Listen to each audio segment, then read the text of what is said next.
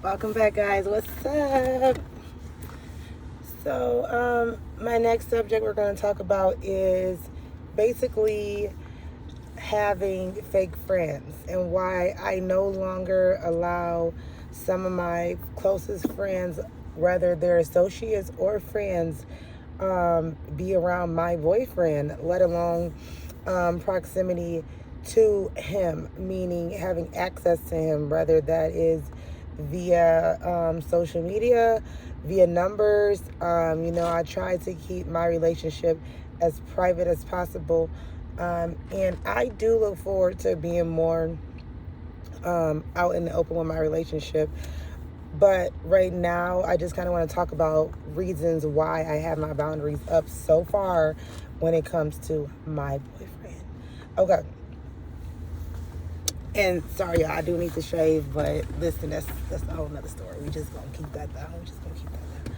So basically, in the past, when I was younger, as far as like 20 years old, my first serious relationship would have been my first son's father, and I was about, I don't know, I would say like 14, 15 in this relationship. And this relationship, even though I was young, I took it very, very serious because at that time I didn't really know why I took it that serious, but I took it serious because I did not have like a big support system, and I didn't have a lot of people that I felt like I liked it to be around. Like, I had support, but it wasn't the support that I would want. So basically, some of my family members, what we did every day, or how my life was, being that I was brought up that way, I was not always happy about it. The environment wasn't absolutely horrible, but it was not as, I guess, interesting as I would think that it would be, meaning in a good manner too. Like, because like for me, I would have loved to explore more. I would have loved to go to more programs, be more in like educational things and things of that sort. But I kind of grew up morally, and I'm not gonna necessarily say just in the hood, but kind of I did grow up in the hood, especially in the area where I was in. It could have been worse, and it wasn't as exposed to everybody else that was like living right in the hood area. So I was morely on the outskirts. So like, my grandmother lived in the hood, so we will always pass through the entire hood to get to her house, whether we lived around there or not. So with that being said, it kind of opened up the environment of that before I could do anything else outside of, run the streets and be not necessarily naughty, but, young, what young people do. And for my age, we were trying to survive as well as being grown in a way of dating. And so that's what this video is kind of morely about, is the dating that came along with trying to find myself as growing up. And that's what I do believe triggered me to love so hard, is also trying to grow up and having a relationship. Because when you love somebody, you feel like they're going to love you back. So if you give all that love to that person, they're going to give all that love back. And, in relationships, sometimes that's not always what it is, especially when you are young and you're going through things like that. That's not always what it is. It's not always about the relationship and, the mental part of it, especially being a kid, especially for boys, young boys. Anywho, young boys don't love like girls love. They're not looking for longevity. They're not looking to save you. Like, yes, they might love you, they might care for you, but what I did learn, because my boyfriend, the one that I dated at a young age and loved, he was really close friends with one of my cousins, my first cousin. And so basically that was my cousin's friend. And I also learned about that too, just not dating so close to your cousin's friends, or what so forth, have you. But at the same time, you're young, you guys are the same age, that's your generation. Who would know, especially if you don't have any older cousins, mother, father, grandmother, or no one speaking to you in the extent of that, probably wouldn't be a good choice to get involved in prior to you falling in love as a young girl. So basically, anywho, that relationship at a young age or whatever, that really triggered me to grow up. It really triggered me to mature because, like I said, I took that relationship very, very serious. So with taking that relationship serious, whether it was serious for the other party or not, and I do believe back then, he loved me just as much as I loved him. He did things to prove it to me all the time, but at the same time, it wasn't about that. It was about, for me, loyalty. I didn't probably know what it was about yet because I was young, but I knew that I did not want to be hurt. And I know I didn't like how it felt to be hurt. And there are things that was done that hurt me. And so once those things happened and I was not able to put up boundaries to protect myself or protect my feelings, I realized that not right then and there. It took me a long, long, long time, but I realized that that wasn't completely love, because I was hurting and someone was doing it and I couldn't stop it. So,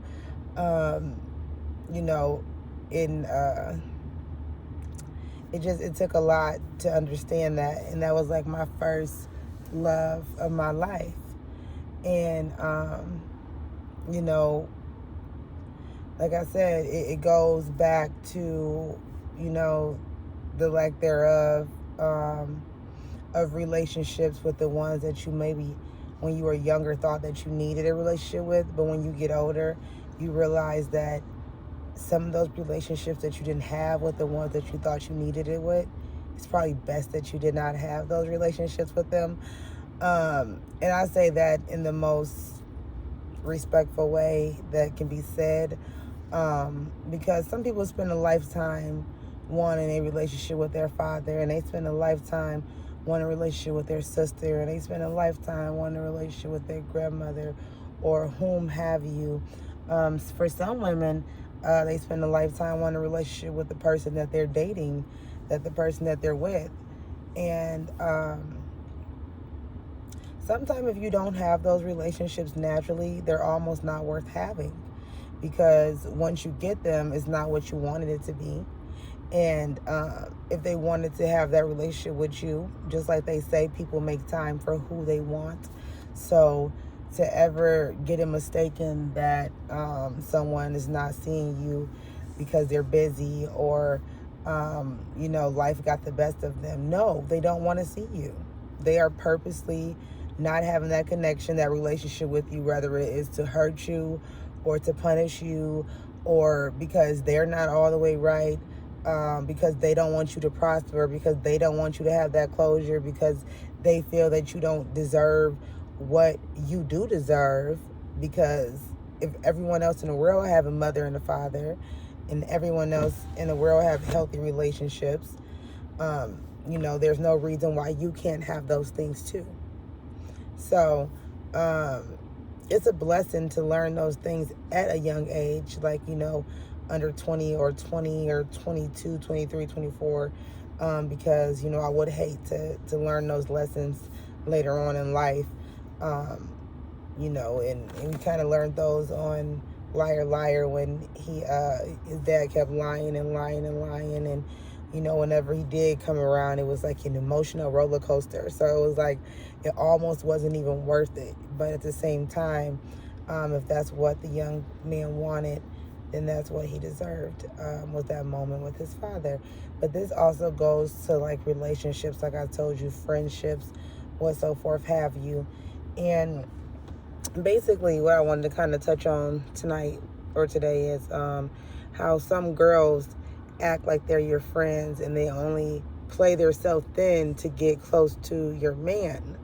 And I've had that happen in the past numerous times, where I've had friends that act like they're my friends and we're cool because, like, I love hard and I'm really cool. Like, I'm so cool. Sometimes you would think, like, dang, is she like one of the guys because she's so cool? But one thing for sure, two things for certain, I'm always thinking, I'm always conscious. So, body language, eye contact, listening to those little conversations that we're not having, but you're having or someone else is having. That's, I get that. But I don't think that other women get that. They come around you and your guy, and they play these games as if they can pull a fast one over you, or disrespect you or de-announce you, or get into these secret spats with your lover or your significant other, and it's very disrespectful. It's very distasteful, and I do hate those type of females. So forth have you, but yeah, I've had that happen. So my first baby daddy, I had numerous friends. I mean, numerous friends sleep with my child's father. And the only way for me to find out was through someone trying to humiliate me or secretly disrespect me. And I was always the girlfriend, and people always knew who I was. We had pictures. His mother knew. Everybody always knew who I was, but at the same time, it still was the ordeal of, because she loves him and she's going to give us a reaction, we want to hurt her. You know what I'm saying? Like, half of the relationships that he was having with these girls, I don't even feel like they were like really real. Like, I don't even feel like, oh, I really like these girls. I feel like it was like the high that you get from hurting somebody, from hurting someone, from doing someone dirty that loves you, that will fight for you, that will fight others to prove their love to you. And I don't blame him all the way. I do blame some of these women that also joined in, because it takes two to tango. And mind you, this is no way in shape, form bothering me here today. This is more educational purposes for younger girls and younger women, to not, one, waste your time too long with a friend that sleeps with your man, or your man that sleeps with your friend. Because if he did it once, he'll do it again, and it goes the same for her. If anything, they're setting the tone to show other people how to treat you, and trying to teach you how your relationship is going to go, and that's not going to work either. So you always want to, pay attention to everything. You know what I'm saying? Like, because it took a while. Like, that was just one relationship. But like with my second child's father, I kind of went through that same ordeal all over again. And, I barely even seen it coming. And I should have seen it from a mile away. But because I'm guessing it was a whole different person, I felt that it was not going to go down that way. There's no way that that's going to happen. Like, nah. I love him. He loved me. It's different. You know what I'm saying? I was wrong. But far as, I want to get more into details about, that type of situations. But yes, when I tell you that, growing up, especially in a small city, and trying to be like a household wifey in a small town, and you went to a public school, that is going to be so hard. Because if you came from the lower end, and if you are dark skinned, they are going to immediately think that you don't deserve your own man. You don't deserve to be respected. And if he do disrespect you, and you try to retaliate by getting upset, trying to debate him, trying to, get some truth out of some of the side girls, they will attack you. They will attack you. If the guy loves you, he is somewhat, at least admit to you that he's wrong, and try to defuse as much of the situation that has already got out of control as possible. But please believe me, it's going to be some type of ordeal where you're like flabbergasted that this is even going on.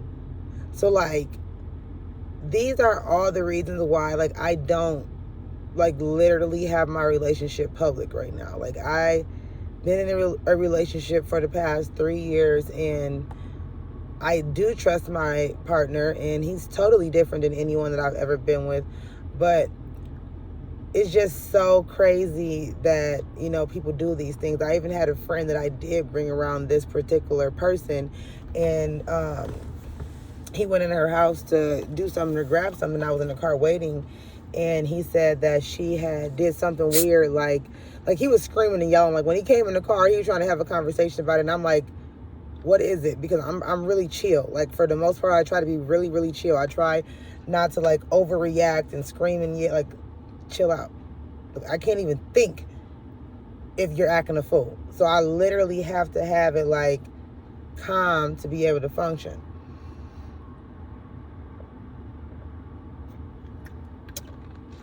So he like, man, you need to check her. You need to check your girl. You need to check her. Da da da da. Mind you, like I said, I've been around plenty of girls like this before. Plenty of them. So like,